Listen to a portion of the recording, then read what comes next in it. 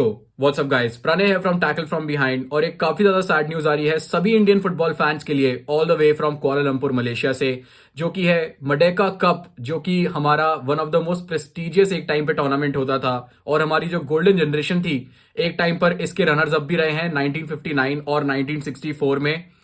इस कंपटीशन के लिए हमारे प्रेसिडेंट कल्याण चौबे ने विजिट भी किया था अक्टूबर 2022 में to revive it after 10 years, और ये फाइनली हुआ। लेकिन अभी जो न्यूज आ रही है वो ये है कि इस कंपटीशन के जो इनविटेशंस भेजे गए हैं उसमें इंडिया का नाम नहीं है। तो ये काफी ज्यादा सैड न्यूज है सभी इंडियन फुटबॉल फैंस के लिए। एंड आई थिंक हम सब इस चीज के लिए एक्साइटेड भी थे कि सितंबर में ये वापस कंपटीशन रिवाइव हो और हम इस टूर्नामेंट को वापस देखें। और इंडिया की काफी अच्छी हिस्ट्री भी रही है, जैसे कि मैंने बताया। जिन कंट्रीज को इन्होंने इनविटेशन भेजे हैं वो हैं वियतनाम, थाईलैंड, सीरिया और पैलेस्तीन। तो जैसे कि आप जानते हैं ये सारी ही teams apart from I think Thailand, सारी ही टीम्स इंडिया से फीफा रैंक में अच्छी हैं। अगर मैं बात करूं थाईलैंड की तो वो इस समय 111 नंबर पे हैं, but I think they will improve जैसे कि उनके अभी कॉम्पिटिशन है और जैसे कि उनकी अभी रिसेंट परफॉर्मेंसेस भी हैं। उसके अलावा वियतनाम इस समय 96 नंबर पे है and all we all know यहाँ पे वियतनाम कितनी अच्छी टीम है। पैलेस्टीन और सीरिया 90 और 93 नंबर पे हैं रिस्पेक्टिवली। और आई थिंक अगर बात करें तो मलेशिया, जो कि खुद इस समय 147 नंबर पे है, वो चाहती है कि इस कंपटीशन में आई थिंक 100 से कम वाली टीम्स ही खेलें एशिया के अंदर। तो उस कैटेगरी में अगर फॉल कर रही थी तो उन्होंने इन तीनों टीम्स को इनविटेशन भेजा, प्लस थाईलैंड को भी। फर्स्ट रिएक्शन अगर मैं बात करूं तो वो काफी ज्यादा I think as an Indian football fan काफी डिसअपॉइंटमेंट है, क्योंकि हमारी हिस्ट्री रही है इस कंपटीशन में और it means something very very deep rooted to us. तो उस मामले में फर्स्ट इनविटेशन ना आना कहीं ना कहीं खलता है। एंड ऑफ कोर्स अगर हम एज पर न्यूज भी बात करें तो Kalyan Chaubey was the one who was pushing Malaysia, although उनके प्लान्स थे करने के, but Kalyan Chaubey also took the initiative और वो चाहते थे कि ये रिवाइव हो और इंडिया वापस इस कॉम्पिटिशन में पार्टिसिपेट करे। अब हम बात करते हैं कि इसके अलावा और क्या क्या चीजें अब हो सकती हैं।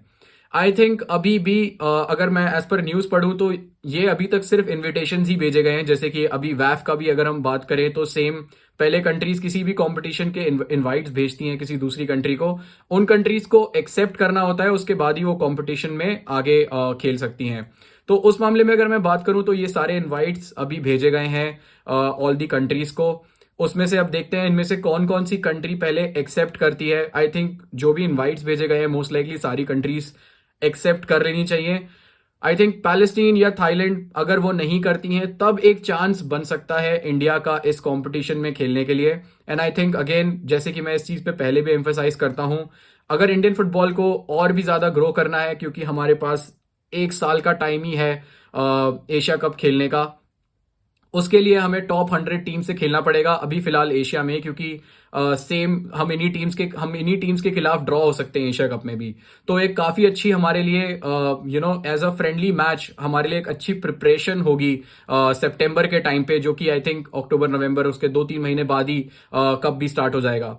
तो इसीलिए आई थिंक फर्स्ट रिएक्शन के हिसाब से I think it's a bit of disappointment, लेकिन आई थिंक अब we all need to wait and watch. और ऐसे कॉम्पिटिशन्स आई थिंक कहीं ना कहीं हमें AIFF को भी यहाँ पे देखना पड़ेगा कि ऐसे कॉम्पिटिशन्स जहां पर हमारा इन्फ्लुएंस ऑलरेडी है, क्योंकि मलेशिया खुद आई थिंक 147 नंबर पे है and we had relations with them in the past.